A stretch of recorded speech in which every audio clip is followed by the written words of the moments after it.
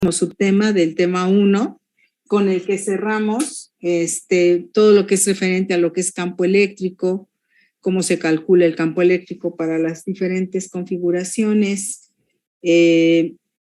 Nos estaría faltando nada más para el par de placas planas paralelas, pero eso lo vamos a ver en el tema 2, porque el capacitor que vamos nosotros a analizar es un capacitor de placas planas paralelas. Entonces ahí ya veremos cómo se calcula el campo, cómo se calculan las diferencias de potencial. De hecho, en la práctica seguramente ya tuvieron que investigarlo, ¿sí? Y se dieron cuenta de pues, algunos parámetros importantes, pero eso ya lo veremos pasito a pasito.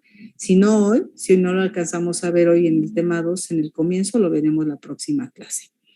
Pero como les decía, el gradiente de presión, a final de cuentas, lo vamos a seguir viendo y lo vamos a ver en el tema 2, porque vamos a energizar un capacitor, lo vamos a cargar para que almacene su energía, y dentro del capacitor se va a establecer un campo eléctrico y por lo tanto también entre sus terminales se va a establecer una diferencia de potencial. Y ahí habrá un gradiente de potencial también. Entonces, por eso les digo, lo vamos a estar repitiendo. También les decía que pues no es nuevo para nosotros porque de alguna manera ya hemos estado platicando cómo en el entorno donde se establece un campo eléctrico, ahí se establecen puntos de potencial, ¿sí? Y que según si vamos en dirección de la línea de campo, estos puntos de potencial disminuyen, pero si vamos en el sentido opuesto, estos puntos de potencial aumentan su magnitud. Ahorita lo retomamos y vamos a decir, a ver, nos queda claro que el campo eléctrico y el potencial se relacionan, ¿no? Hay una relación muy estrecha entre ambos. Ese potencial y ese campo eléctrico, sabemos que esa relación la podemos expresar como BA, B es igual a la integral de E punto diferencial de L desde A, con una trayectoria que va desde A, sobre una trayectoria que va desde A hacia B, ¿no? Ahí en esa trayectoria tenemos una diferencia de potencial. Es decir, a lo largo de esta trayectoria tengo dos puntos en donde puedo medir la diferencia de potencial y se puede calcular así. Entonces, se puede calcular así que es la ecuación a partir de la cual hicimos la deducción de cómo obtener, de la ecuación para obtener la diferencia de potencial en dos puntos cercanos a una carga puntual, ¿de acuerdo? Y usábamos esta ecuación. Y ahora aquí lo interesante es que me queda claro que si yo conozco el campo eléctrico, puedo conocer la diferencia de potencial. Y lo que nos plantea el gradiente de potencial es lo contrario. Nos dice, ok, sabiendo esto, ¿podrías calcular el campo a partir de una diferencia de potencial? Y pues la respuesta es obvia, es sí se puede, porque aquí vemos la relación. Solo que hay que ingeniárnosla para ver cómo la planteamos, pero de que están relacionados, están relacionados. Y que puedo obtener diferencias de potencial si conozco el campo, o bien puedo conocer el campo si conozco la diferencia de potencial, eso es clarísimo. Y eso es lo que pide el gradiente de potencial. ¿De acuerdo? ¿Cómo le hacemos? Pues hay que hacer un breve desarrollo matemático aquí para poder poner entonces a E como función de diferencia de potencial o potenciales, y no al revés, como lo tenemos, que es la diferencia de potenciales como función de E. Entonces queremos como despejar y ver qué concepto físico podemos utilizar para aterrizar la ecuación. Y vamos a ver qué es precisamente el concepto de gradiente de potencial. Entonces, a ver, si conocemos el campo eléctrico en varios puntos, sabemos que esta ecuación la podemos utilizar para calcular las diferencias de potencial, como les había dicho. Pues ahora vamos a hacer lo contrario, ¿no? Ahora lo que queremos es, si conocemos el potencial B en varios puntos, en este caso solo estoy planteando dos, si conocemos el potencial B en dos puntos, podemos determinar el campo eléctrico, ¿sí? Vamos a pensar o considerar, ¿no? Vamos a considere que B está en función de las coordenadas X, Y, Z, ¿no? Que B está en función de las coordenadas X, Y y Z. Vamos a imaginarnos, ¿sí? Que tenemos a B, al potencial B, como función de estas tres estas tres coordenadas, ¿sí? X, Y, Z.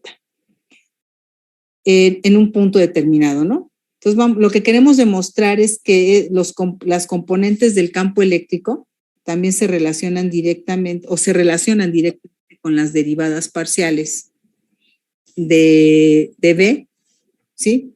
Con respecto a X, Y y Z. Eso es lo que queremos y por eso es que vamos a plantear el gradiente de potencial. Entonces, a ver, en la ecuación que tenemos aquí, vamos a reescribir B a B, lo vamos a reescribir. Bueno, B a B sabemos que es BA menos B sub B. Este BA menos B sub B lo vamos a describir en términos de diferencial y por eso pondremos una integral de la diferencial de B desde B hacia A. ¿Sí? Desde B hacia A. Si lo tuviéramos desde A hacia B, para tratar de igualarlo después con esta ecuación, tendríamos entonces que invertir el signo, como lo vimos también en la clase pasada, lo invertimos y tendríamos entonces desde A hacia B, lo que quiero es como igualar los límites, desde A hacia B, por diferencial, integral de diferencial de B, ¿sí? Entonces nada más estoy haciendo un reacomodo para poder igualar, bueno, primero, ¿qué es diferencial de B? Pues es el cambio infinitesimal del potencial, ¿no? Que va a acompañar a este diferencial de L, que pues es también un elemento infinitesimal de diferencial de L, déjame ponerle aquí, de la trayectoria que vamos a tener desde B hacia A, ¿sí? Y en este caso desde A hacia B. Más bien lo vamos a manejar desde A hacia B. Entonces, lo que vamos a hacer es comparar esta ecuación. Esta ecuación, estamos llegando a esto, la vamos a igualar con E punto diferencial de L. Y entonces vamos a tener la integral desde A hacia B de diferencial de B, y esto es igual a la integral de E punto diferencial de L desde A hacia B. Entonces, las dos integrales serán iguales para cualquier par de límites A y B, y para que esto se cumpla, pues los integrandos tienen que ser iguales, y los integrandos serían entonces menos diferencial de B, y esto quedará igual con E punto diferencial de L. Ahí está. Bueno, ahora lo que vamos es a interpretar esto, ¿sí? Y para interpretar la expresión, esta expresión vamos a escribir en notación vectorial al campo E y también al vector diferencial de L, hasta los dos vectores, ¿no? Entonces, E, ¿cómo nos quedaría? Vector E sería la componente de E en X en dirección Y más la componente de Y en dirección J más la componente en Z en dirección K. Este sería el vector E. Y el vector diferencial de L, ¿qué sería? Pues simplemente diferencial de X y más diferencial de Y en J y más el diferencial de Z en K. Entonces ahora hay que hacer el producto punto, ¿no? Vamos a ponerlo, déjenme ver si cabe aquí abajo. No tengo muy poco espacio, pero creo que sí cabe.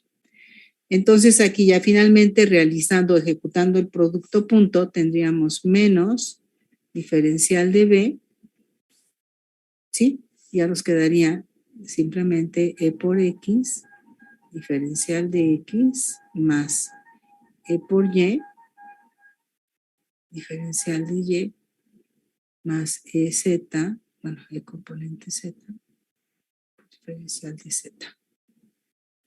Y vamos a llegar a algo que nosotros ya sabíamos, ¿no?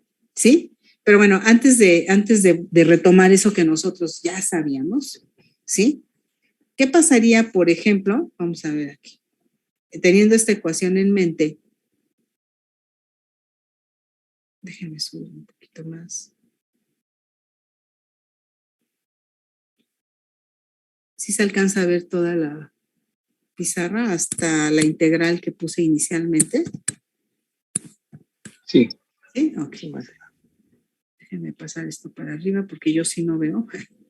A ver, creo que así ya. Ok.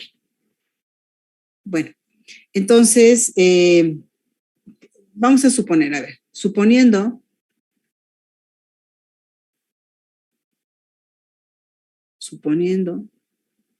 un desplazamiento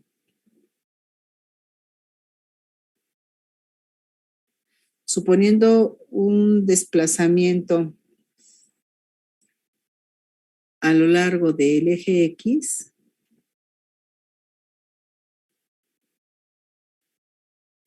un desplazamiento, pues bueno, puede ser que colocamos una carga y esta carga se va a desplazar a lo largo del eje X, o bien haciendo una inspección, ¿no? Si yo fuera recorriendo el eje X, ¿qué veríamos? Si el desplazamiento es paralelo, bueno, a lo largo del eje X, mejor sería poner paralelo.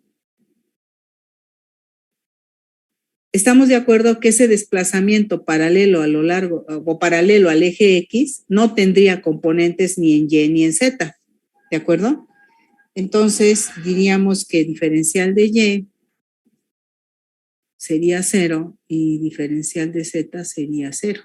Entonces podríamos concluir, ¿sí? Que el campo en X, o bueno, vamos a ponerlo así, que menos diferencial de B sería EX por diferencial de X, ¿sí? Y que esto estaría evaluado, bueno, o considerando, me gustaría ponerlo más del otro lado, déjenme ponerlo mejor acá.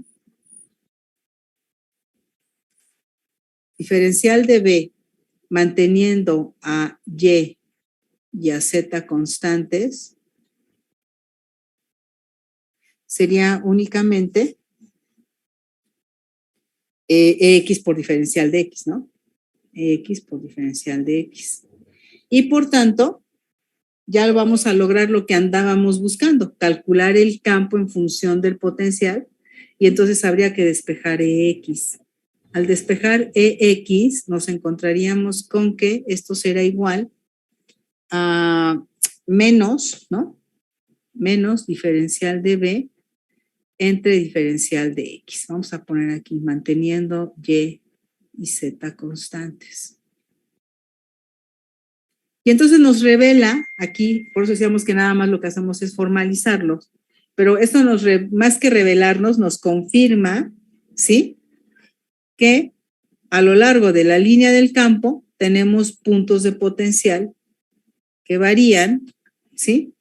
Conforme vamos a lo largo del eje sobre el cual estamos haciendo el desplazamiento. Decíamos que solo tiene componente en X, bueno, sobre ese nos desplazamos, sobre ese eje nos desplazamos, y ahí vamos a encontrar, sí, claro, tienes razón, puse diferencial de Y. Gracias por la aclaración. Aquí sería por diferencial de X, ¿no? Ya al despejar, entonces nos quedaría menos diferencial de B con respecto a X. Ahora, quiero que esto lo veamos, ¿sí? Desde otro lugar, porque, digamos, ¿cómo le llaman a esta parte? Donde uno empieza a analizar cómo fuimos aprendiendo el concepto. Tiene un nombre en particular, y ahorita se me fue. Pero ¿qué es la manera en la que nosotros, bueno, cómo fuimos aprendiendo todo esto? Si lo vemos cronológicamente, o si lo pensamos cronológicamente, empezamos pensando en una carga, ¿no? Que había que cargar un objeto. Vamos a pensar el generador Van der Graaf. Sí, aquí está la esfera del generador. ¿Y cómo lo cargamos? Bueno, pues ya se ve en la práctica, ¿no? Que la carga se hace, pues, utilizando como principio primero el frotamiento, ¿no? Se tienen unos rodillos, una banda, por frotamiento se genera carga, pero esta carga es transportada por una banda. Aquí, a través de un cepillo de alambres, se establece un campo eléctrico, ¿sí? Que es capaz de realizar trabajo sobre la carga para que la carga pase al cepillo, y el cepillo está conectado con un alambrito, un listón de latón, que toca al casco de la parte interna y el casco queda cargado, ¿sí? Bueno, pues nosotros partimos de cómo se carga un objeto. Enseguida, ¿qué fue lo que aprendimos? Que teniendo esta carga aquí, en su entorno se establece un campo, ¿sí? Aquí alrededor hay un campo. Un campo que depende de la carga, un campo que va a disminuir su magnitud conforme nos vayamos alejando, ¿sí? Y que se puede calcular en un punto cercano a la carga, ¿sí? Y cuya distancia es importante para poder usar la ecuación, y que esa distancia es una distancia radial que podemos medir como R al punto en estudio. Bueno, y con toda esa información podemos calcular el campo. Tenemos una ecuación que también de alguna manera se trabajó en su deducción, y sabemos que el campo se calcula como Q por R, no, K por Q entre R al cuadrado, ¿no? En dirección del campo, así se calcula el campo. Entonces, vemos que aquí se establecen puntos de potencial diferentes potenciales, y entre los puntos hay diferencias de potencial que tienen que ver con la energía potencial que alcanza la carga por unidad de carga. Es decir, traemos una carga desde el infinito y la colocamos acá, va a alcanzar una energía potencial, y esa energía potencial, si la dividimos entre la carga, es decir, el trabajo realizado para que alcance esa energía potencial, lo divido entre la carga y me va a dar el valor del potencial. Así lo fuimos aprendiendo, como si cronológicamente fuera la única forma en la que podemos establecer puntos de potencial. Pero resulta que hay otra forma de establecer un campo eléctrico. Esta es a partir de un sistema del cual lo cargamos aprovechando algunas de las formas de cargar cuerpos, que es por frotamiento, ¿sí? Para que se establezca el campo y en consecuencia tener distintos potenciales a lo largo de una línea de campo, ¿sí? Y bueno, eso pasa con cualquier línea de campo que yo quisiera dibujar. Entonces, sobre dicha línea vamos a tener distintos potenciales, y también vimos que se pueden establecer superficies o líneas equipotenciales en aquellos puntos donde el potencial sea el mismo, ¿sí? Y le llamamos líneas o superficies según y como estemos configurando el análisis, ¿no? Ya si lo queremos ver en el plano, pues tendrá que ser líneas. Si lo queremos ver en 3 dimensiones, pues serán superficies equipotenciales las que podremos apreciar. Ok. Pero ¿qué pasa en la vida más cotidiana? ¿No? En la vida más cotidiana, pues no andamos cargando con un generador para que se establezca el campo y tener puntos de potencial, ¿no? Echamos mano de lo que hemos llamado agente externo, ¿sí? Este agente externo puede ser una fuente de poder. Entonces, yo cuando tengo una fuente de poder, esta fuente de poder sé que me va a entregar una diferencia de potencial entre sus dos terminales, la terminal positiva y la terminal negativa. El fabricante marca claramente dónde está el más y dónde está el menos para decirme que aquí va a entregarme una diferencia de potencial. Pero esta caja obviamente tiene que tomar energía, pues, de algún lugar. Por eso es que la tenemos que conectar, ¿sí? A donde sabemos que hay 120 volts, ¿no? Que nos entrega la Comisión Federal. Bueno. Esta energía es transformada de un voltaje alterno, proveniente de un voltaje alterno. Es la energía que puede desarrollar este voltaje, y aquí nos lo va a entregar como un voltaje directo, donde tengo un más y un menos. Vamos a suponer que estoy entregando 20 volts. Para quienes hicieron la práctica presencial, no sé si hay alguien aquí que estuvo en presencial. Esta es la primera práctica que se hizo presencial, es la práctica 4. ¿Alguien la hizo? De los que están aquí presentes. ¿No? Ok. Sí, Elizabeth, ¿tú fuiste? Sí, profesora. Bueno, ¿qué hicieron? A ver, toman la fuente de poder y con un par de cables hacen una conexión directa con un par de placas. Bueno, déjame dibujar las placas más bonitas. Parece que están acostadas. En realidad, pues las placas estaban insertas en una caja de arena, y ahí se insertan las placas, ¿sí? Se insertan las placas. Y lo que se hizo es aplicar la diferencia de potencial. Entonces, no se cargaron las placas. O sea, no cargaron por contacto directo ni por frotamiento a estas placas. Obviamente, cuando son conductores, pues lo mejor es cargarlo por contacto directo. Pues no se cargan, no se usa el generador para cargar a las placas. Lo que se hace es forzar a que dentro del sistema conformado por las placas, lo que se hace es forzar a que haya una diferencia de potencial usando un agente externo. Entonces, esta fuente establece una diferencia de potencial. ¿Y qué es lo que acabamos de ver? Que cuando hay una diferencia de potencial, se establece un campo. Estamos haciéndolo de la manera opuesta, que habíamos visto que había una diferencia de potencial cuando teníamos el campo, es decir, esta manera de verlo. ¿Y qué me plantea la ecuación? La ecuación me está planteando que si tú tienes un gradiente de potencial, una variación de potencial a lo largo de un eje, vas a tener un campo ahí. Que puede tener varias dimensiones. Aquí, bueno, en este caso, pues solamente es en X. Pero lo que quiero plantear es estas dos formas que esquemáticamente y físicamente realmente están representando a estas dos ecuaciones. Esta, viéndolo así, y esta otra con el gradiente de potencial, viéndolo así. ¿Sí? ¿Sí está claro, ingenieros? Entonces, a ver, con esta pila, con esta fuente, establezco 12 volts. Aquí hay una diferencia de potencial. Y si hay una diferencia de potencial, entonces aquí hay un campo. ¿Sí?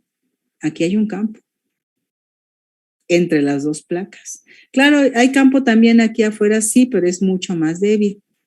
El campo intenso lo tenemos aquí y podríamos dibujar las líneas, ¿no? Dibujarlas desde más hacia menos, porque la placa positiva es la de la izquierda, más hacia menos. Y ahí tenemos un campo, pues, uniforme, ¿sí?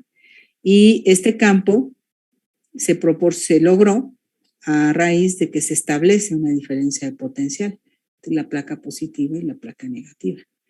Y acá, primero batallo, ¿verdad?, con cargar a la esfera para propiciar una carga que establezca el campo y sé que ahí habrán diferencias de potencial.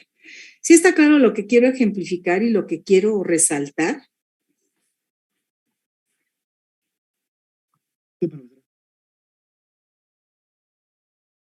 Sí. ¿Sí lo ven? Y esto matemáticamente lo estoy expresando así. Sí hay una variación de potencial, estableces un gradiente de potencial entre dos puntos a lo largo de X, tendrás un campo eléctrico en esa dirección. ¿Sí? Bueno, hasta ahorita hemos mantenido a X y a Z constante, ¿no? Pero en general B podría ser una función de X, Y, Z. Es decir, no nada más E depende de la derivada parcial de B con respecto a X. Las componentes Y y Z del campo eléctrico pues se relacionan con las derivadas correspondientes de B en la misma forma, de tal manera que si yo tuviera EY, pues entonces esto sería igual a menos DB en DX, DB en DY, eso obviamente aquí serían X y Z constantes, y de la misma forma tendríamos en dirección Z como la variación de B con respecto a Z, manteniendo X y Y constantes. ¿sí? Entonces, ¿qué es lo que tendríamos? Bueno, antes que nada, ¿qué unidades tendría el campo? Si vemos la ecuación, vemos que el campo, como lo habíamos trabajado acá, y con las unidades de K, con las unidades de Q, y teniendo R en metros cuadrados, veíamos que el campo tenía unidades, ¿sí? Unidades de Newton en cada coulomb, ¿no?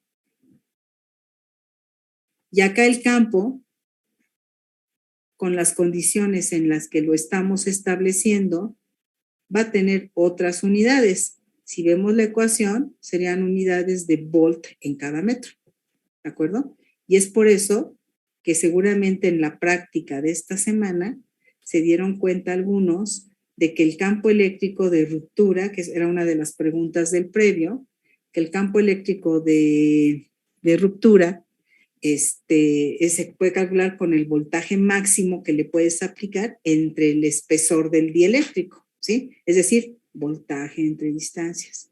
Entonces, tenemos que para el campo eléctrico hay estas dos unidades. Esta, cuando lo evaluamos a partir del gradiente de presión, otra vez, el gradiente de potencial, y esta otra que es Newton entre Coulomb, cuando lo evaluamos a partir de la constante de Coulomb, ¿de acuerdo? Entonces, por eso es que se tienen las dos unidades. Ahora, ¿por qué es negativo? ¿Por qué decíamos que era negativo? Esto parte de que estamos cambiando, que queríamos igualar los límites de integración, ¿sí? Entonces, para igualar los límites de integración y que tuviéramos desde A hacia B, para luego los integrandos igualarlos, teníamos que invertir esta diferencia potencial. En lugar de que sea BA menos BB, teníamos que ser BB menos BA. Por eso es que tenemos el signo. Ahora, físicamente, ¿qué representa eso? Lo que hemos platicado todo el tiempo. Desde que estamos hablando de potencial, esto lo hemos platicado todo el tiempo. Cuando vamos avanzando en línea, en dirección del campo, el potencial disminuye. Y eso matemáticamente se ve reflejada por este signo. O sea, que no es una cuestión nada más de conveniencia. Aquí nos convenía por la cuestión del análisis. Pero este signo sí representa algo, por supuesto. Y está representando, ¿sí? Que a lo largo de la línea de campo, si tú te mueves a lo largo de la línea de campo en dirección del campo, el potencial va a disminuir. O dicho de otra manera, si observas que el potencial va disminuyendo, es porque vas en dirección del campo. ¿Sí lo ven? Si vas disminuyendo el potencial es porque vas en dirección del campo. ¿De acuerdo? Y por eso tenemos la expresión de gradiente, porque gradiente significa que estás encontrando la trayectoria en la que te tienes que desplazar para que tengas la máxima variación de la variable en estudio. Entonces, ¿qué me está diciendo? Que me tengo que desplazar a lo largo de la línea de campo para tener la máxima variación de potencial. Si yo me muevo en otra dirección, por ejemplo, si yo me muevo hacia acá, no voy a tener la máxima variación, al contrario, prácticamente voy a tener el mismo potencial porque estoy prácticamente a la misma distancia, ¿sí? Entonces voy a ver una variación nula o mínima. En cambio, si me muevo a lo largo de la línea de campo, voy a tener la máxima variación. Y por eso, ya que lo estamos analizando matemáticamente, reconozco aquí la figura del gradiente, ¿sí? ¿Por qué? Porque E, vector, lo podemos escribir entonces como menos la derivada parcial de B con respecto a X, y eso sería en dirección Y, más la derivada parcial de B con respecto a Y en dirección J, más la derivada parcial de B con respecto a Z en dirección K. Y entonces lo que lo que nosotros tenemos aquí, bueno, primero, que E efectivamente ya nos quedó en término de B y que en notación vectorial esta operación se conoce como gradiente de la función. Gradiente de la función, les recuerdo, bueno, o recordemos, ¿sí? Que gradiente de la función se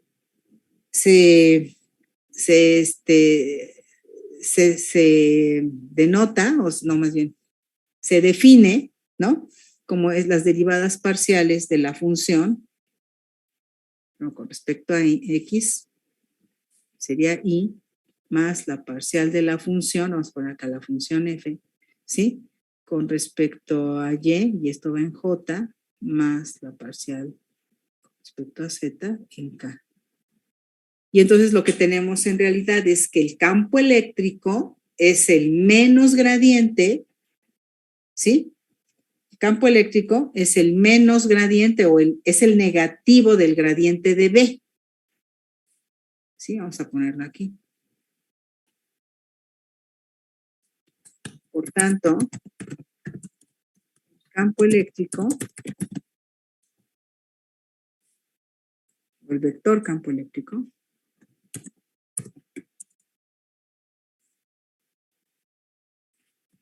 es el negativo del gradiente de potencial, es el negativo del gradiente de potencial, o el menos, es el negativo del gradiente de V, pero bueno, no sabemos que eso es potencial, del gradiente de potencial. ¿Sí? O podemos decir el vector campo eléctrico es igual al gradiente negativo. Normalmente en México, pues, decimos negativo del gradiente, ¿sí? Pero bueno, habrá profesores que digan el gradiente negativo, ¿sí? De B, o de potencial B, del potencial B.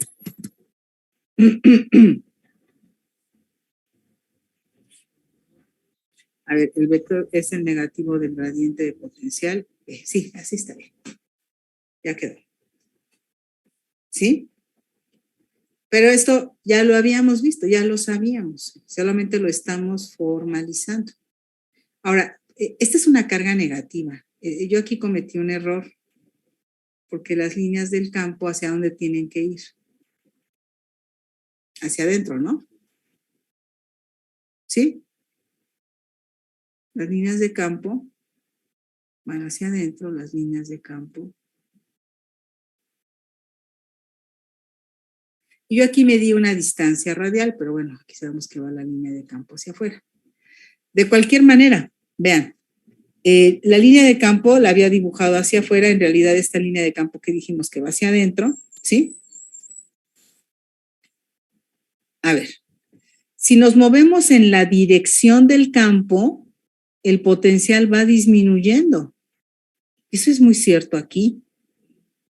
Si la carga fuera positiva, también se va a cumplir.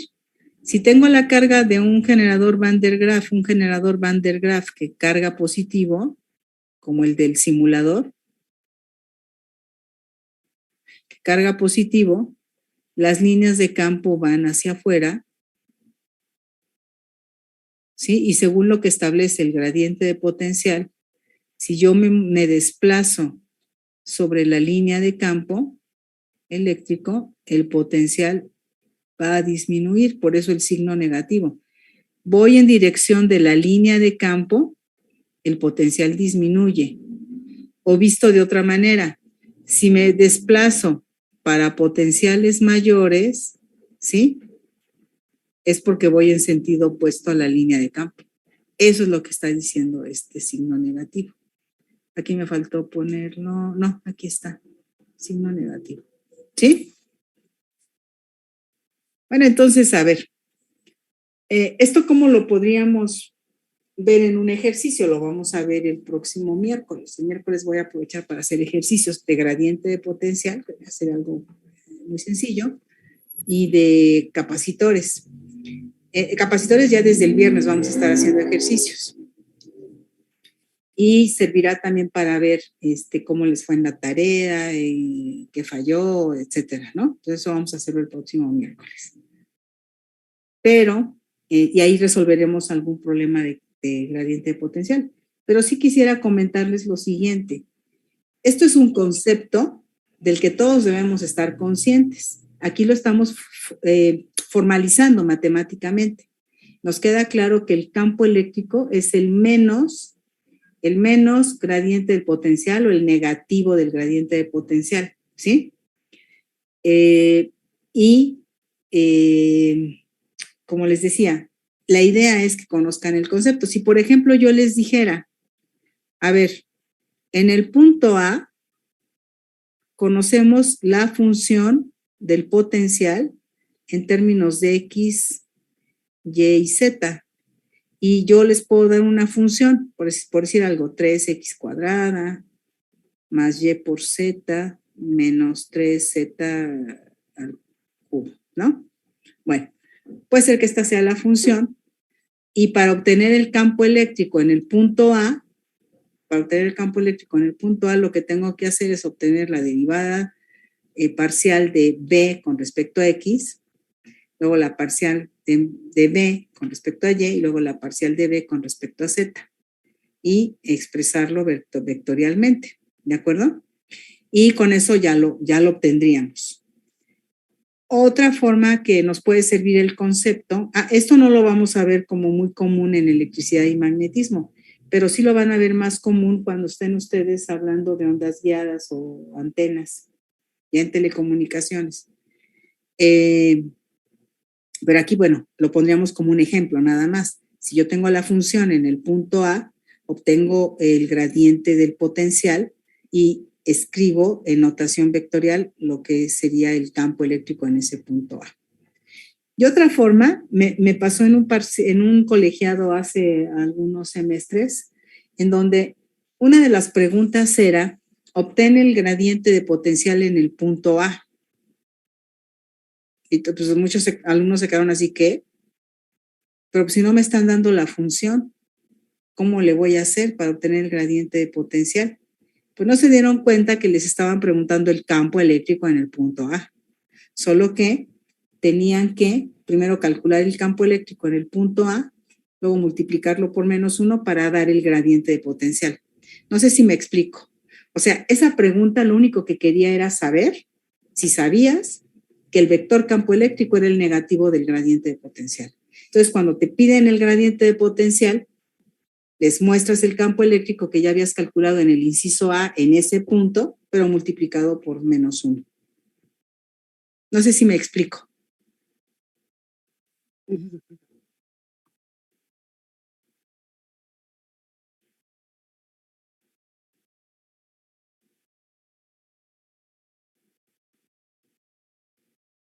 ¿Sí? ¿Me están oyendo? ¿Sí? Sí. Entonces es como, a veces lo único que se quiere es sondear el concepto, ¿sí? Alguien en un inciso A ya había encontrado el campo en el punto A, ¿no? Ya se había dado cuenta que el campo, en el punto A, el campo era, no sé, vamos a ponerlo aquí como un 3 por 10 a la 5 en X, en Y, más un 2 por 10 a la 5 en J. O sea, ya tenía el campo en el punto A. Y luego le preguntan, ¿sí? El gradiente de potencial en el punto A. Gradiente de potencial en el punto A. Bueno, si se hubiera acordado de esto, diría, el gradiente de potencial en el punto A es el campo en el punto A, pero con signo menos, porque el campo es el menos gradiente. Entonces hubiera puesto la misma ecuación, menos 3 por 10 a la 5 en Y, menos 2 por 10 a la 5 en J. Eso fue lo que le falló al momento de querer aterrizar el concepto. A ver, alguien tiene una pregunta por ahí. Ok. Bueno, muy bien, pero ya haremos ejercicios de esto. Ahorita nada más era como para hacerlo marcar, que muchas veces no es tanto, sobre todo hablando de gradiente de potencial, que se pongan a obtener derivadas parciales dándoles esta fórmula, pues además sería muy fácil. Más bien es más importante entender el concepto que implica, porque además, como les dije hace rato, va a estar presente en el siguiente tema. ¿Por qué? Porque en el siguiente tema, el único tipo de capacitor que vamos a ver es el capacitor, que está formado por dos placas planas paralelas. ¿Sale?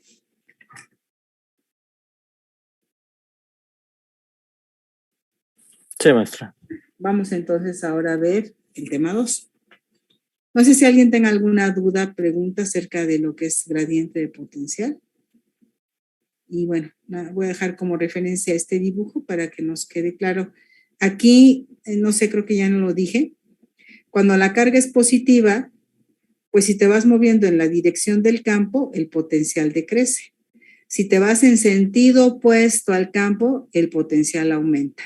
Y es lo mismo que pasa acá. Cuando vas en la dirección del campo, te vas acercando a la carga, va disminuyendo el potencial, porque vas en la dirección del campo, y cuando vas en la dirección del campo, disminuye el potencial. Pero si te desplazas alejándote, ¿sí? Es decir, yendo en dirección opuesta al campo, aumenta el potencial. Se vuelve a comprobar lo del signo menos, ¿sí? Vamos ahora con el tema 2. Para el tema 2, voy a abrir el temario para que vean de qué se trata este tema y veamos lo que vamos a ver.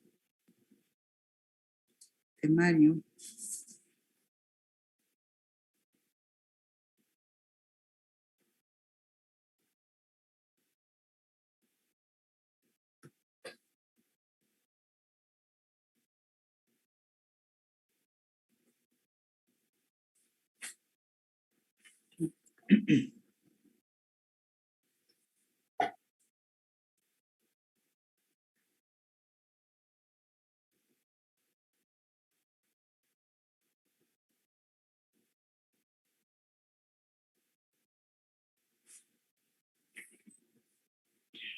Bueno, está medio lento esto. Es que se trabó ahí.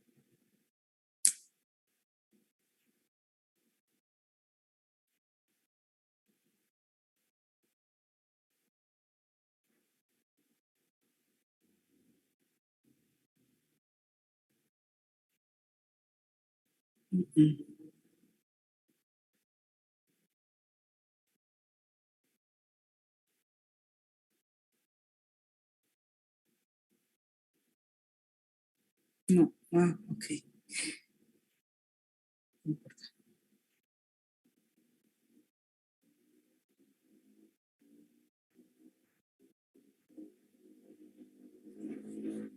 No lo puedo abrir. ¿Quién sabe por qué no se deja? ¿Estoy en electricidad? Sí. A ver, último intento.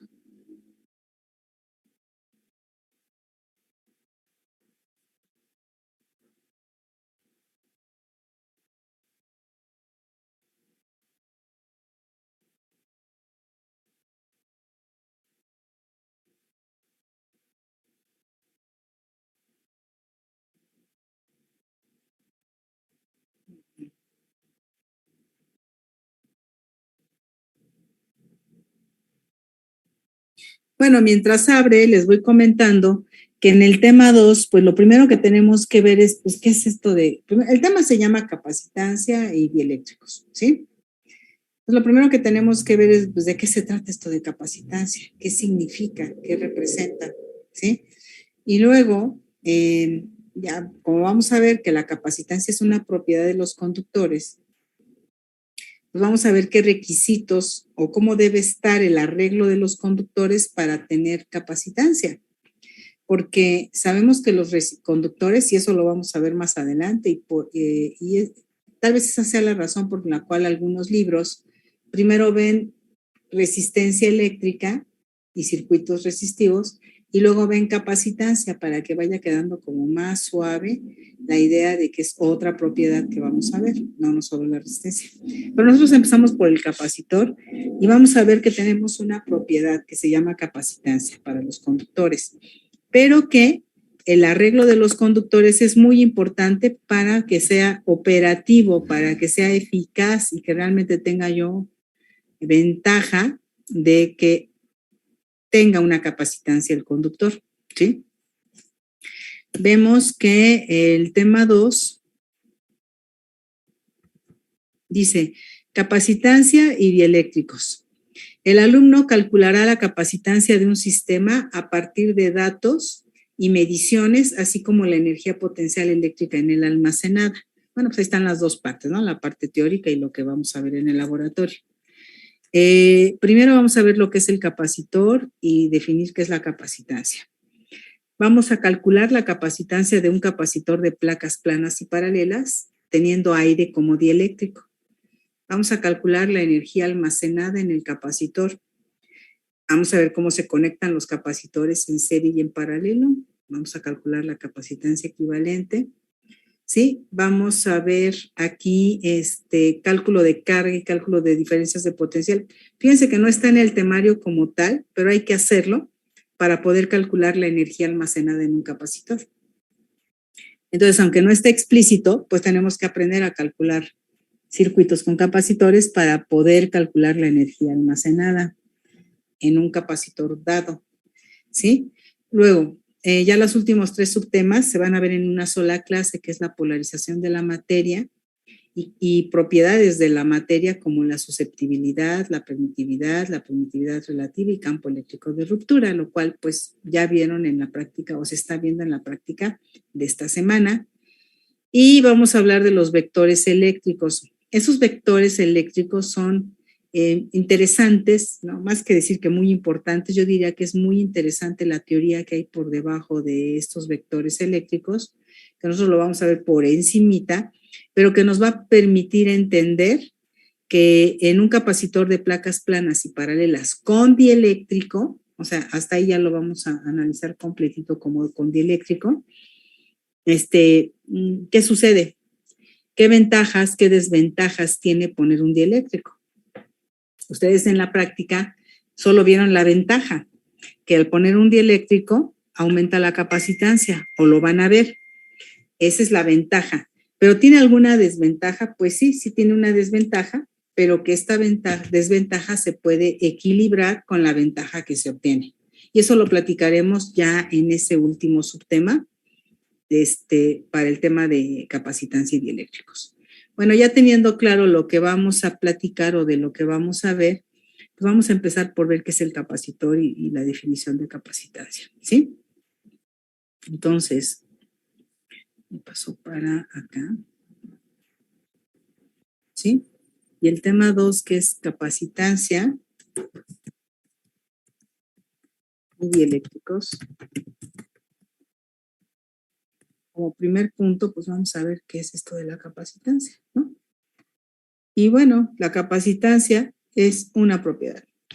La capacitancia es la propiedad de los conductores que está relacionada con su capacidad para almacenar carga. A ver, con lo que sabemos hasta ahorita, ¿sí? ¿De dónde hemos visto conductores? Pues con el generador Van der Graaf, ¿no? ¿Sí? Porque otros temas, otros ejercicios que hemos visto, pues teníamos que la barra de bonita, la barra de vidrio, pues esos no son conductores, son aislantes. En la práctica 2 tenemos el generador Van der Graaf, ¿sí? Ahí está un casco conductor.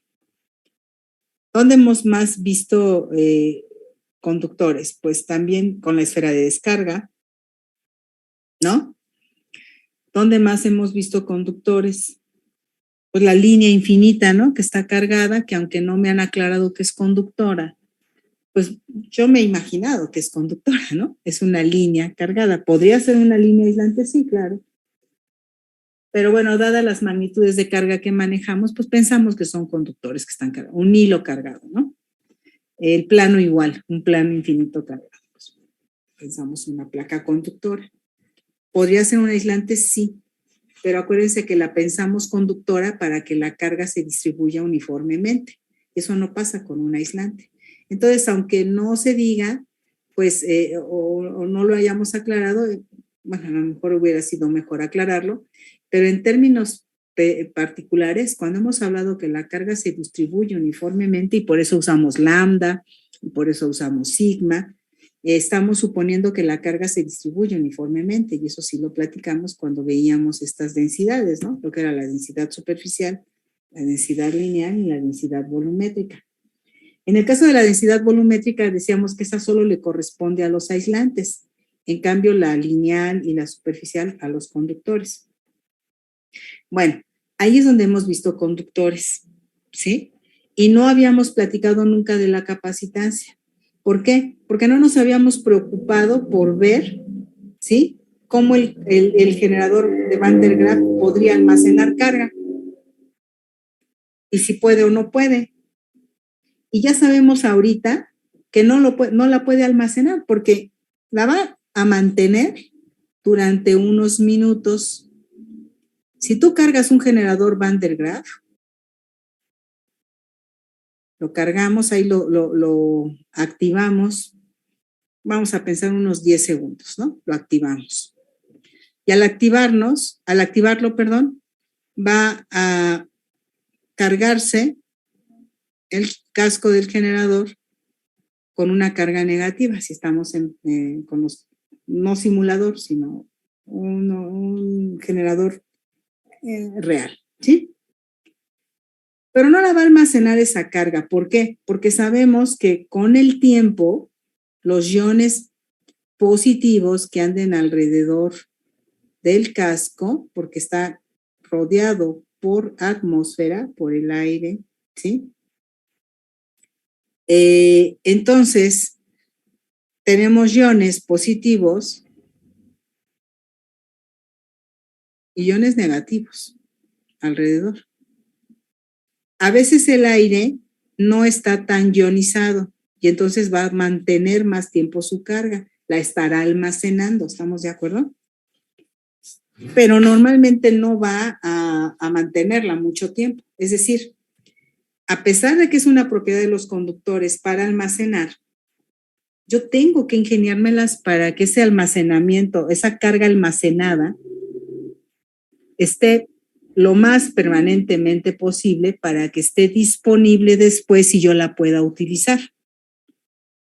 Entonces, a pesar de que el conductor que tiene esta capacitancia almacena la carga momentáneamente, el arreglo o la configuración de cómo está colocado el conductor no es propicio para que la almacene permanentemente entrecomillado, ¿no? Porque sabemos que la idea es tener un capacitor para almacenar la carga y que esté disponible para luego proporcionarla.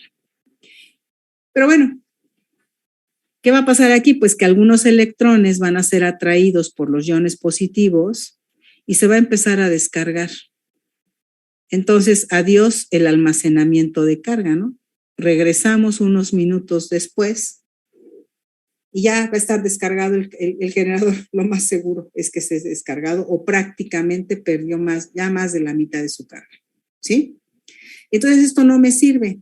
Sin embargo, si persiste la propiedad, puede almacenarla porque ahí se va a quedar.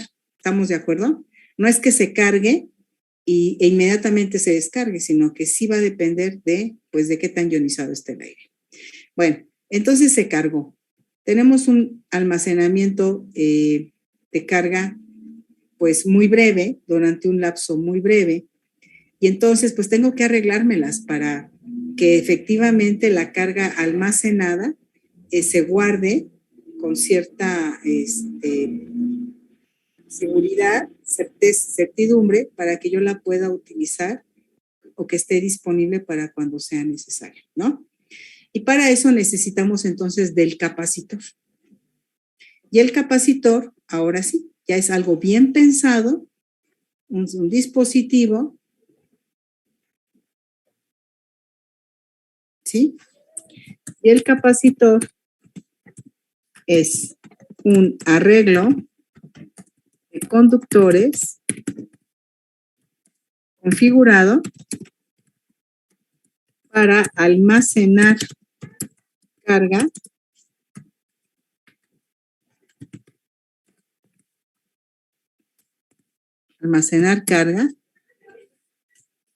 estableciéndose un campo eléctrico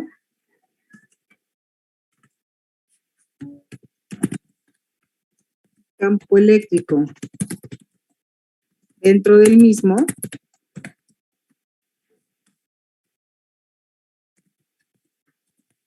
que es la manifestación de una energía almacenada, de la energía almacenada.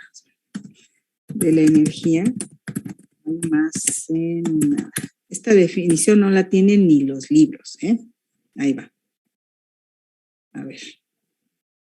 Entonces, ahí está todo. Déjenme acomodarlo bien.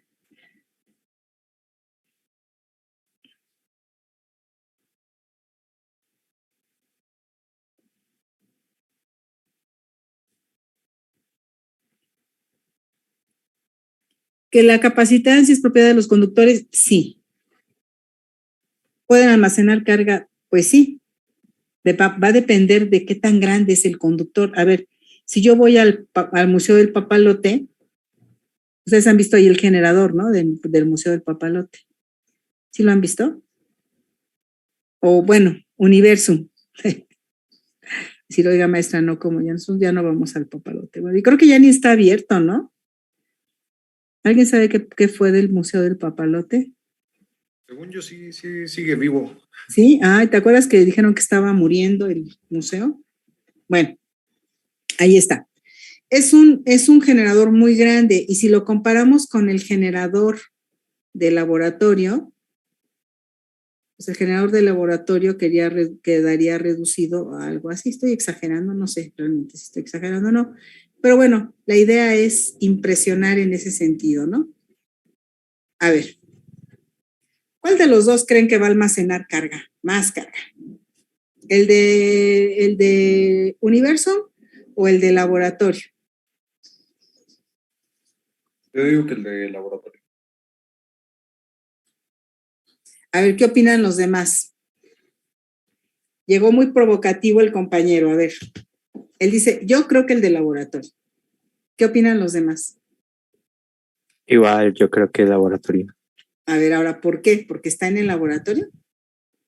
No, siento que porque al ser una área mucho más pequeña se concentra más energía. A ver. Dijimos que la capacitancia es la propiedad de los conductores que está relacionada con su capacidad para almacenar carga. Hasta ahorita no he hablado de energía, ¿sí?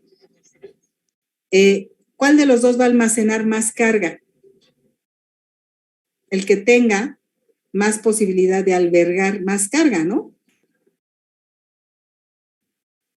¿O no? ¿No suena lógico?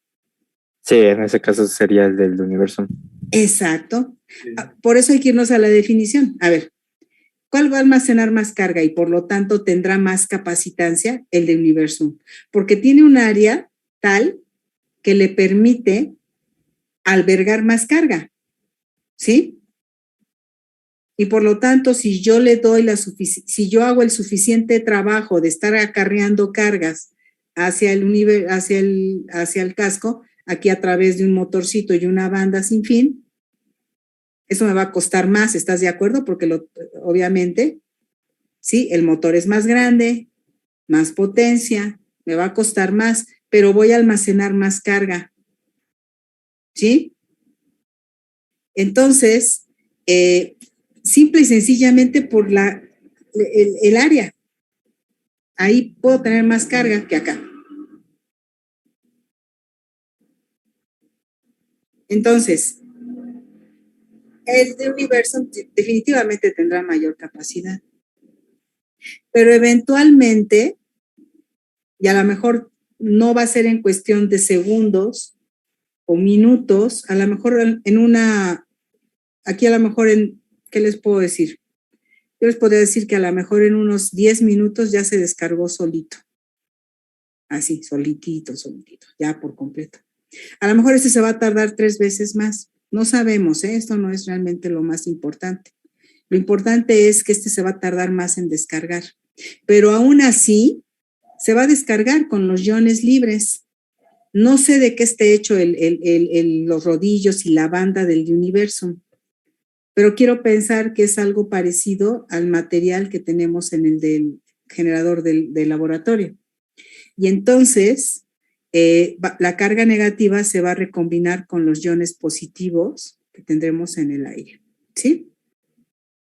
Y tarde que temprano, más temprano, ¿verdad? Se va a descargar y no nos va a servir todo lo que gastamos en cargarlo, pues no vamos a tener el beneficio de disfrutarlo después como yo quiera, con control.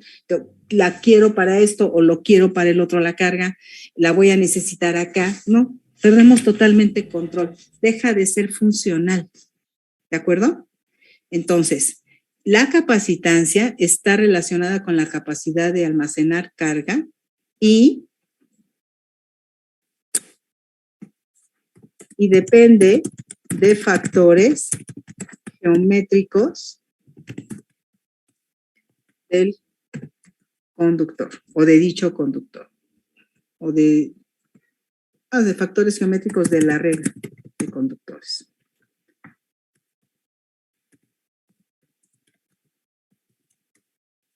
Ahora, aquí a lo mejor no se nota tanto en el generador como un arreglo de conductores, pero sí que lo hay. ¿Por qué? Porque acuérdense que para que podamos tener esta carga negativa es porque aquí en la base tengo la carga positiva, ¿no?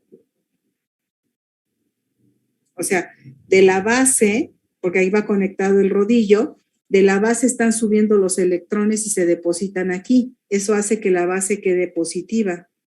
Entonces, la misma carga negativa que tengo en la parte superior es idéntica a la carga positiva que tengo en la base. Entonces, sí tengo un arreglo de conductores, una esfera que está colocada en la parte superior, ¿sí?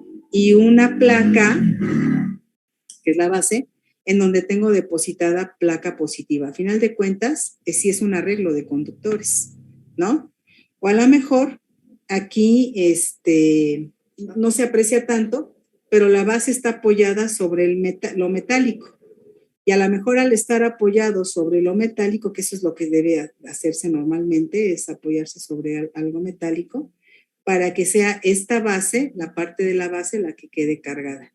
¿Qué es lo que hacemos nosotros en el laboratorio para que ustedes no queden expuestos? Tenemos una esfera de descarga, ¿sí? Y por eso en el simulador tenemos una esfera de descarga que está conectada aquí. ¿Sí se acuerdan?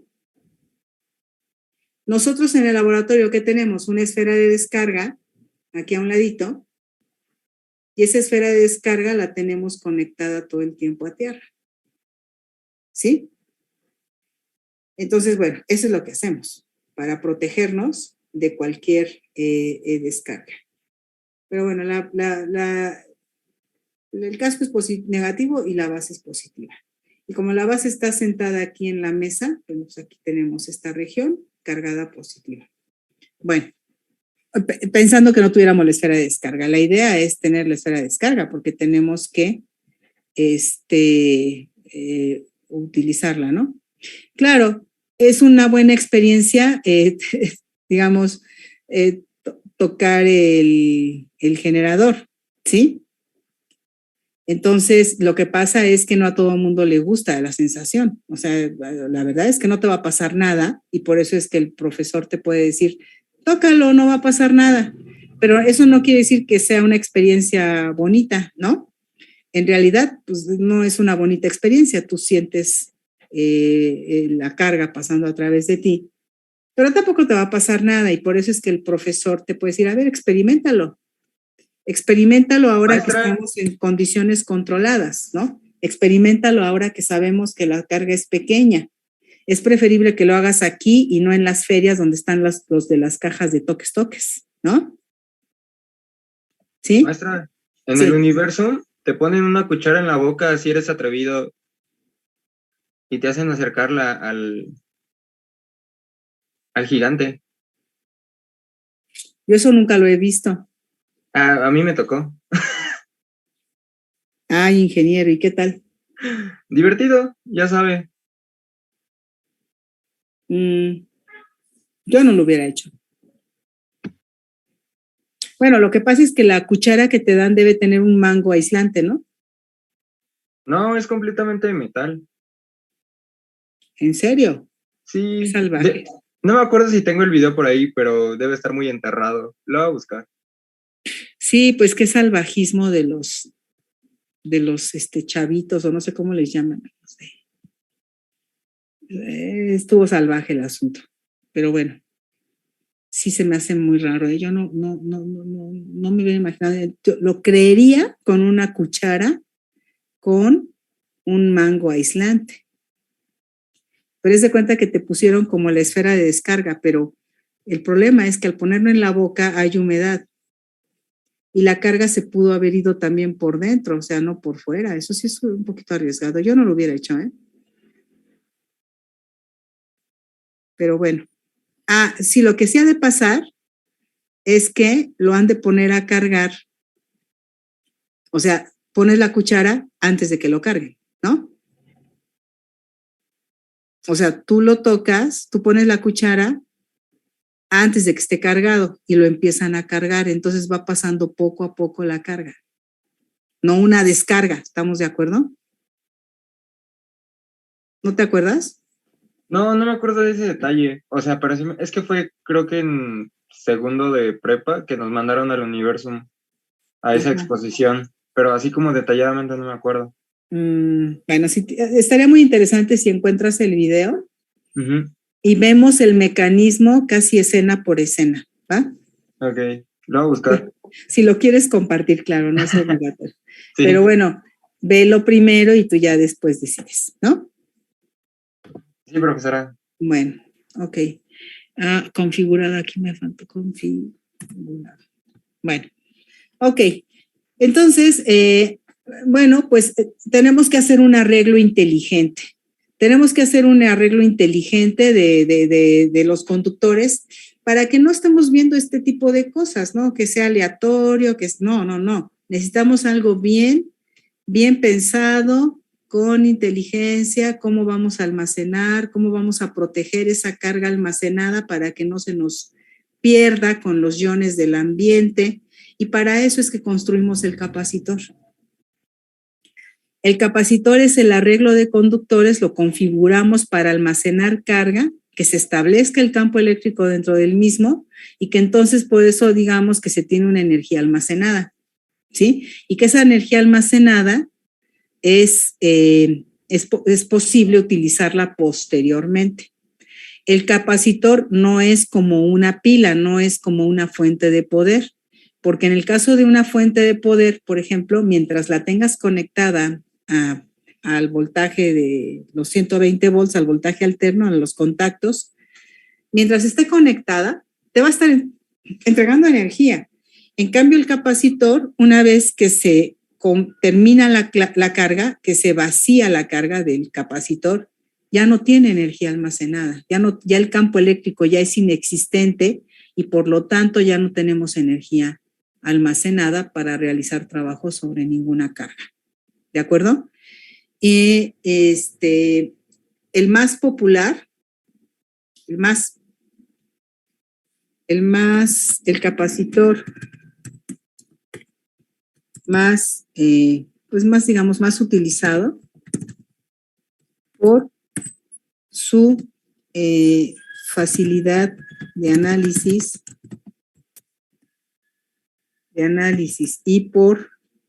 y facilidad de análisis y de construcción es el de placas planas paralelas. ¿Sí? El capacitor más utilizado es el de placas planas paralelas y es el que nos marca el temario, como pudieron ver. ¿Se puede tener un capacitor con esferas? Sí, necesitamos una esfera adentro, una esfera en el interior, una esfera en el exterior. y podremos almacenar carga en una placa, carga en la otra placa, y se hace un efecto de almacenamiento, pero pues no es tampoco como muy fácil de construir, ¿no?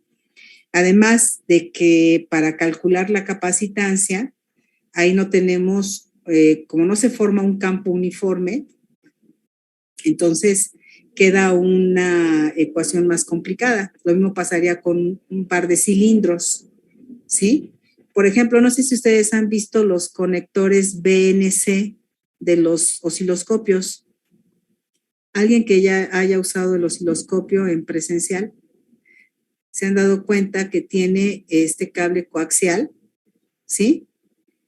Aquí con un tipo de conector metálico para poderlo introducir en la terminal del osciloscopio, se gira y queda perfectamente acoplado. Después aquí se tiene la punta, ¿de acuerdo? La punta del osciloscopio, bueno, ya vamos a pensar la punta del osciloscopio y su caimancito, ¿sí? Bueno, ahí está la punta del osciloscopio. Esto va acoplado al osciloscopio, que vamos a poner una vista. Aquí está el conector y se acopla.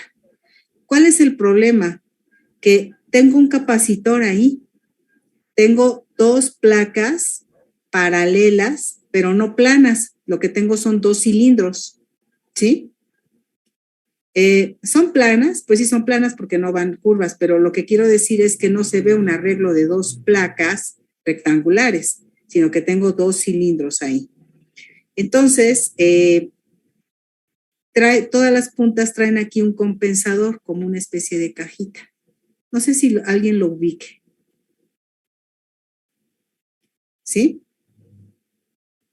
Esta cajita hace que esta punta cueste mucho más dinero, porque esta cajita lo que hace es eliminar el efecto del capacitor, que se está formando de manera involuntaria.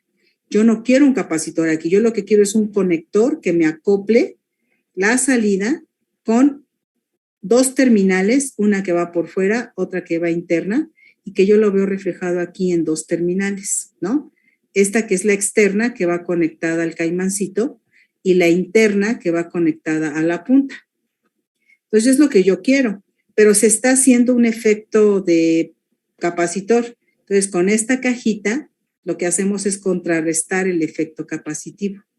¿Por qué pongo este dibujo? Porque en ocasiones el efecto capacitivo pues no es deseable. O sea, yo no quiero un capacitor ahí, me va a funcionar como una especie de filtro, ¿no? Y yo no quiero que... Me llegó el señor del pan. A ver, no quiero que funcione como una especie de filtro. Lo que quiero es medir nada más un voltaje, una diferencia de potencial. Entonces, para mí está haciendo un efecto indeseable. Y al ser un efecto indeseable, pues lo tengo que quitar el efecto. Otro efecto indeseable lo tenemos, por ejemplo, en las protoboard. En las protoboard tenemos en cada orificio de la protoboard, ya ven que son una serie de orificios, ¿no? Lo estoy poniendo como rectangulitos. Y aquí adentro hay un par de plaquitas. Este par de plaquitas pueden estar haciendo un efecto de capacitancia, ¿sí? Si en la parte inferior están separadas, o sea, por eso hay que cuidar mucho las protoboard. A veces insertamos las patitas de las terminales, ¿sí? O metemos el medidor, la punta del osciloscopio, no, la punta del voltímetro, por ejemplo, ¿no? Imagínense la punta del voltímetro aquí. Y llego yo y la inserto aquí. ¿Qué pasa si inserto la punta del multímetro? Abro las plaquitas, que las plaquitas deberían estar unidas en algún lugar aquí. Bueno, pues al insertar la punta del voltímetro, las abro y entonces ya formé un capacitor donde no quería un capacitor. Ya tengo dos placas planas paralelas. ¿Sí lo ven? Y entonces a veces, oye, ¿por qué no está funcionando bien tu filtro? ¿Por qué no funciona bien tu multiplicador de frecuencia, ¿no? Ahí ya, los electrónicos. Pues no sé, lo cambias de tarjeta, lo pasas a otro lado y entonces ves que está bien. Claro que no es una buena práctica insertar la punta del voltímetro, al contrario, ese es un error. Si tú insertas la punta del voltímetro, así la insertas porque tienes flojera de estarla deteniendo y dices, la voy a insertar. No sabes que estás dañando tu tableta protoboard. Y la estás dañando porque ahora ya tienes ahí un efecto capacitivo que puede afectar, por un lado, si tienes un circuito electrónico, o bien que también puede provocar un falso. Y entonces dices, bueno, cuando muevo el alambrito, lo hago para la izquierda, funciona. Y si lo dejo libre ya no funciona. Pues obviamente tienes un falso contacto ahí porque dañaste la plaquita. Esa es la parte mecánica. Pero la parte eléctrica, ¿sí? Tiene que ver con que pues a lo mejor ya tengo un efecto capacitivo que yo no contaba y que ahora me está afectando el funcionamiento de mi filtro o de mi amplificador o de mi multiplicador o divisor de frecuencia, ¿sí? Entonces, por eso es tan interesante todo este estudio. A veces tenemos efectos indeseables, a veces quiero la construcción del capacitor, ¿sale? Ahora, esta capacitancia se calcula como la permitividad del dieléctrico que le vamos a poner por el área del conductor entre la distancia.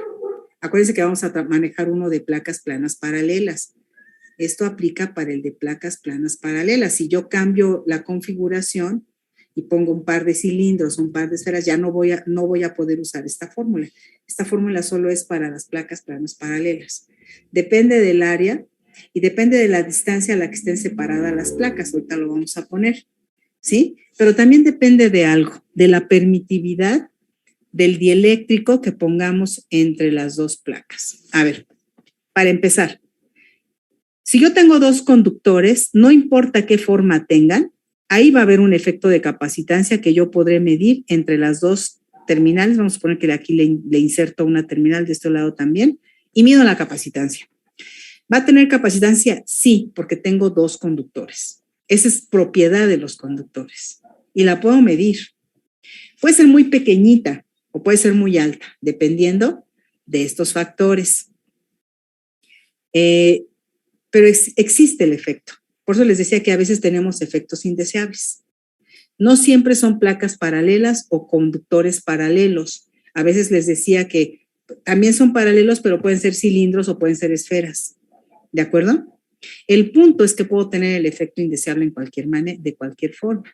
Y a veces lo tenemos que eliminar. Pero cuando quiero hacer una construcción del conductor bien pensada, ¿sí? Bien planeada, bien calculada, ¿sí? Escojo, por ejemplo, el de placas planas paralelas. ¿Por qué? Pues porque es el que conozco. Además, tiene ecuaciones muy sencillas, como pueden ver. Y para tener a las placas separadas, porque acuérdense que necesitamos tener dos placas. Estas placas las vamos a colocar de manera paralelas entre sí. ¿De acuerdo?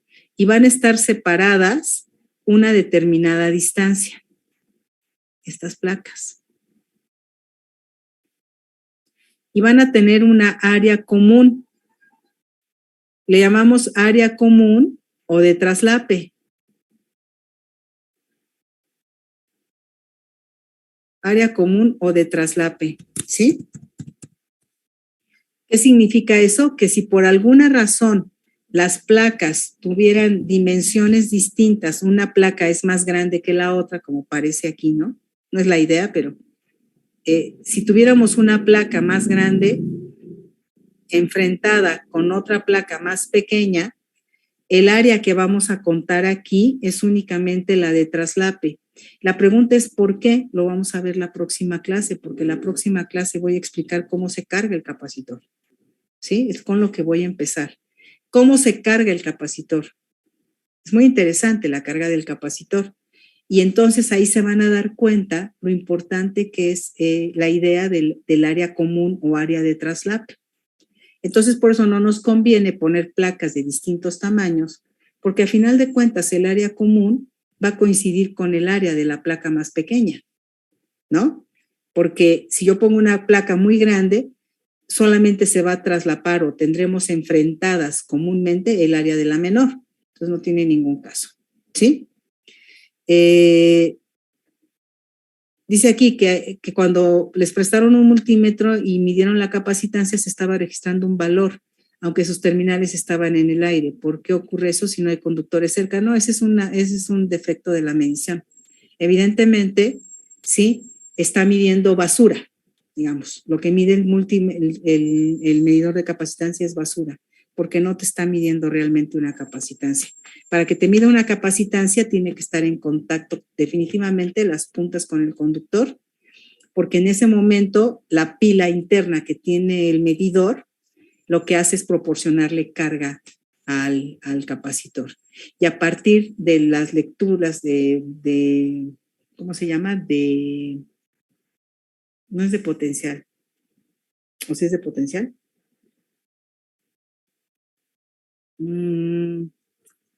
A partir de, es que hace un cálculo el medidor, el puente de impedancia. Bueno, hay de dos formas. El que yo conozco es el digital.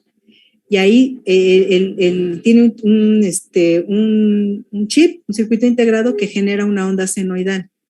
Esta onda senoidal que genera es una señal pequeña, es débil, pero con la suficiente energía para aplicar un voltaje al capacitor, que no es el de la pila. El de la pila es aparte. Entonces, este voltaje que se genera se le aplica al capacitor. Y entonces, a partir de la lectura que toma de carga, puede calcular la capacitancia. Pero eso es otra forma, ¿no? Entonces, en realidad, no te está midiendo la capacitancia. Yo le diría que es como basura lo que está midiendo, ¿sí? Entonces, ese es defecto del instrumento. Es más, yo les puedo decir algo. Los puentes de impedancia son el instrumento menos sofisticado. Bueno, más bien, es que sí son ya sofisticados los actuales. Pues tan solo lo que les acabo de platicar. Los medidores los puentes de impedancia son elementos o instrumentos que todavía no se puede decir que estén cubiertas todas sus deficiencias. ¿Y saben cómo lo compruebo yo? Porque siguen aceptando temas de tesis para proponer nuevas formas de medir la capacitancia y la inductancia. Entonces, si esto ya no fuera algo tan cantado como un voltímetro, imagínate que aceptaran como tesis la construcción de un voltímetro. Tendría que ser algo realmente súper novedosísimo, ¿no? Para que lo aceptaran. Y no, en el caso del puente de impedancia siguen aceptando temas de tesis, proponiendo formas de medir la capacitancia. Entonces sí es un defecto, ¿eh? No están midiendo la capacitancia del aire contra el aire, no. Bueno, para quien preguntaba. Hay que ponerlo definitivamente entre dos conductores para poder asegurar que estás midiendo una capacitancia, ¿sí? Bueno, ¿qué más? Entonces, a ver, la medida de la capacitancia tiene que ver con las dimensiones geométricas. No necesita estar cargado el capacitor. Le vamos a poner un dieléctrico, sí. El dieléctrico que le vamos a poner aquí tiene doble función. El dieléctrico que yo le quiero poner aquí tiene doble función. Por un lado, el dieléctrico lo que va a hacer es mantener separadas a las placas. Esa es su primera función. El dieléctrico que tengo aquí, primera función, está ahí para separar a las placas. ¿De acuerdo? Mecánicamente está separando a las placas y las va a mantener así, dieléctrico. Pero la otra es que este dieléctrico tiene como propiedad, y eso lo vamos a ver más adelante, ahorita lo sabemos, el dieléctrico tiene una propiedad que se llama permitividad relativa y tiene la permitividad propia del material. Entonces, la capacitancia depende del dieléctrico que le pongas. Entonces, tiene doble función. Lo que hace el dieléctrico es aumentar la capacitancia. ¿Por qué? Porque la capacitancia, si desglosamos esta ecuación, es igual a la permitividad relativa multiplicada por la permitividad del aire o del vacío, multiplicado por A entre D. Entonces, a ver, Si yo le pongo solamente aire o dejo solamente aire, esta épsilon es épsilon 0, porque la permitividad relativa del aire es 1, la del vacío es 1. La permitividad del aire es épsilon 0, la permitividad del vacío es épsilon 0. Por lo tanto, esto vale 1. Pero si yo le pongo otro material que no es aire, por ejemplo, vidrio, el vidrio tiene una permitividad relativa, ejemplo, ¿no? Ejemplo, si yo le pongo vidrio, ahí le pongo un bloquecito de vidrio muy delgado para que no se separe tanto. Acuérdense que mientras más separe a las placas, menor capacitancia tengo. Entonces, si el vidrio, como por ejemplo, tiene una permitividad relativa de 4.5, no tiene unidades porque la permitividad relativa es solamente un factor, es adimensional, no tiene unidades. ¿Esto qué significa? Que la permitividad del vidrio, y eso es algo que les piden investigar en el laboratorio, va a ser igual a 4.5 veces épsilon 0.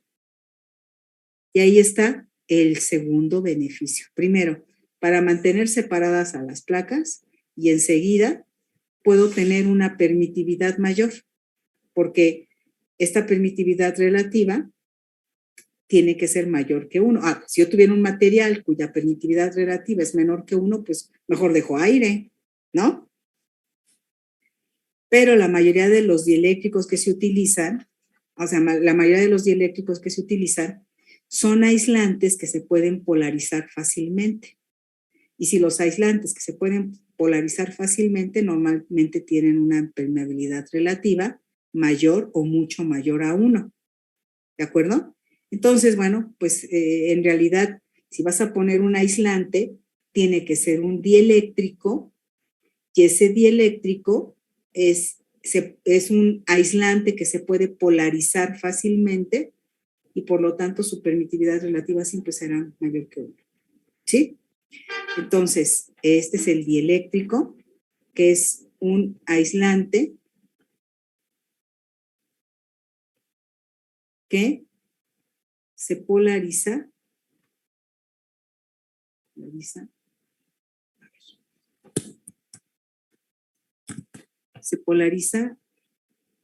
fácilmente.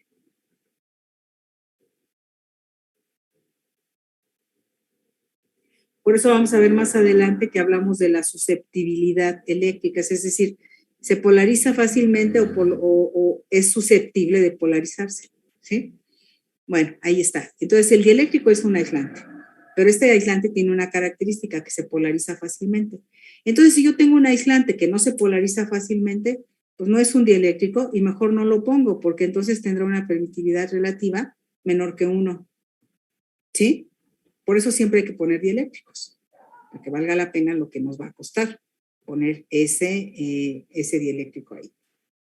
Bueno, ya nada más para terminar el día de hoy, las unidades, vamos a ponerlas aquí.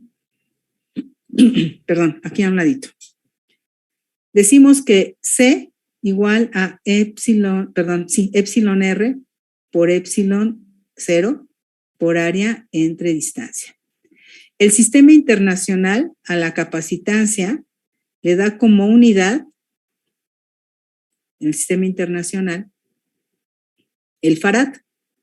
Le ha asignado el farad. Va con mayúscula.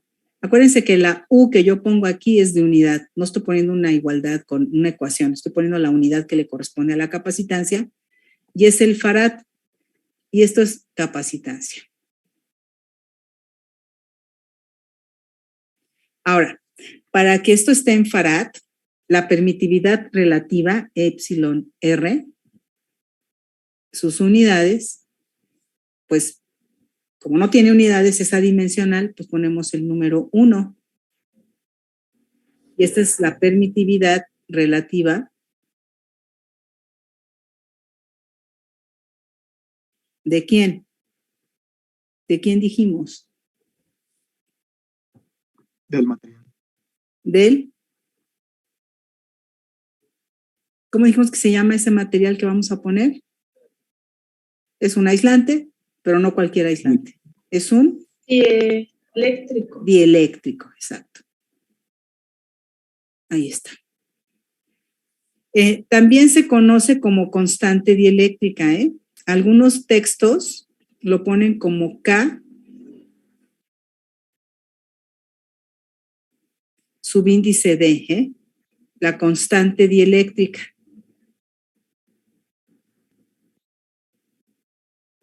Yo a veces también lo llego a poner así. Lo que a mí sí me causa un poquito de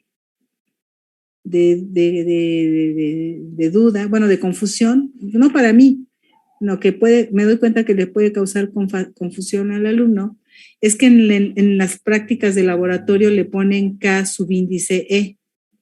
Y hay libros que a la K subíndice E se lo ponen así a la constante de Coulomb, pero no es la misma.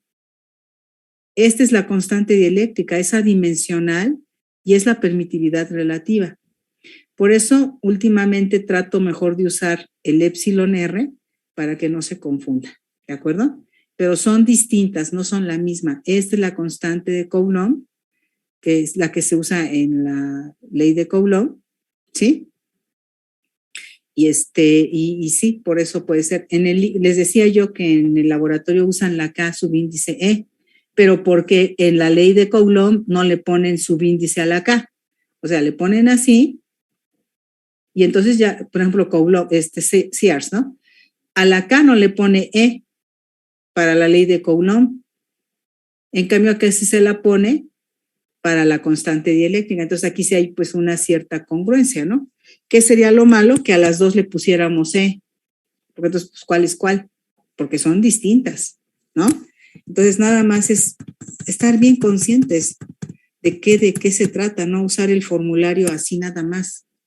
A mí me ha pasado que en formularios los usan y el formulario trae la letra V y ya no saben si es velocidad o volumen porque ni idea tienen de lo que está representando la ecuación.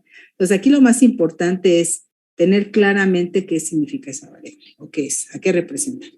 Luego tenemos epsilon cero. ¿Qué es epsilon cero?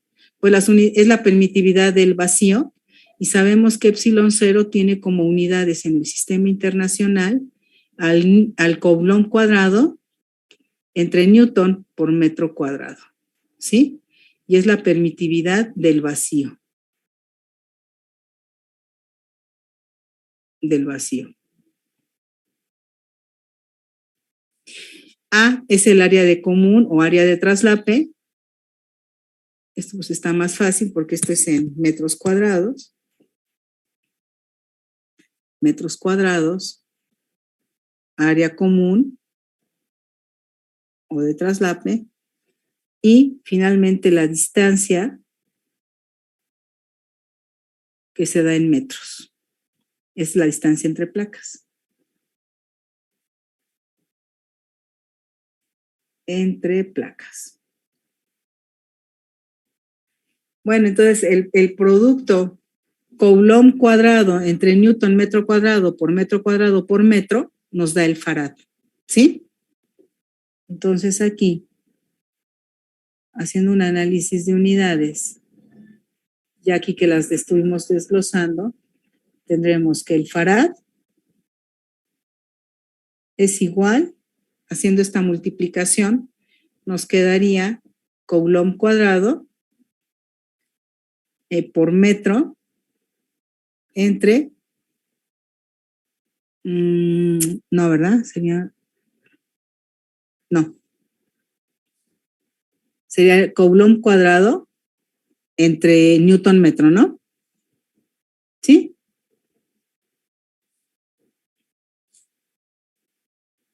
Más adelante vamos a ver qué razón tiene esta ecuación.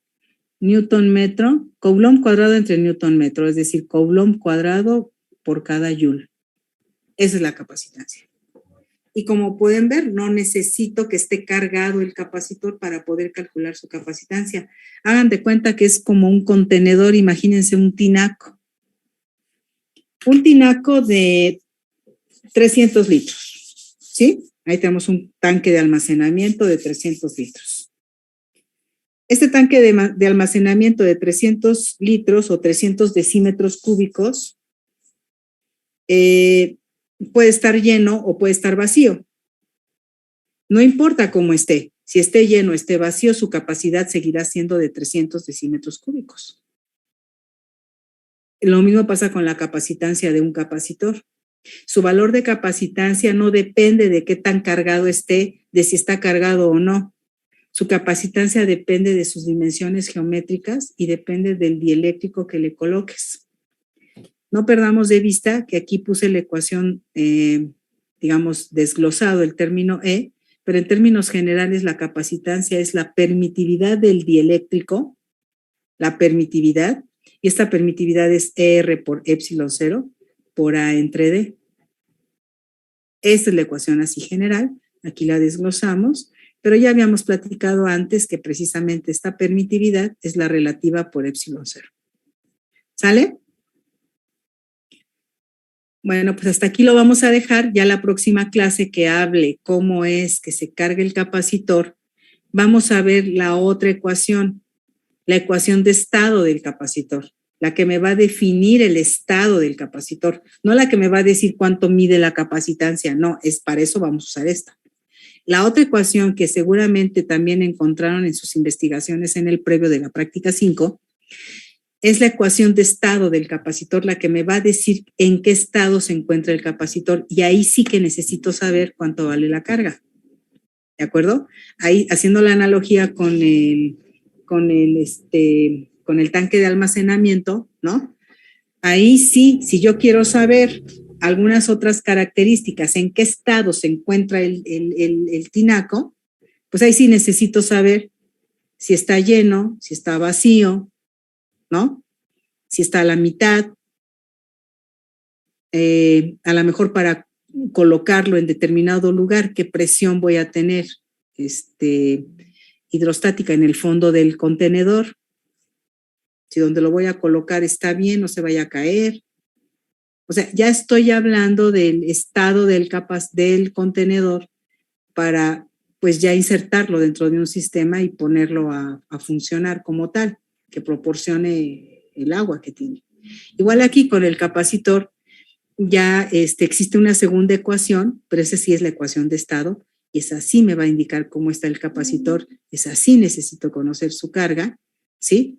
Y no nada más su capacitancia, ¿no? Ahí sí, esa sí no depende de qué carga tenga. ¿Sí está claro esto? Sí, profesor. ¿Sí? Bueno, pues nos vemos entonces para la próxima clase, ¿sí? Y pues que estén muy bien, nos vemos el viernes. Gracias, profesora. Hasta luego. Cuídense, que estén muy bien. Bye. Gracias, maestra. Hasta luego. Profesora, hasta luego. Gracias. Adiós, bye. Luego, maestra, buenas noches. Hasta luego, buenas noches. Bye.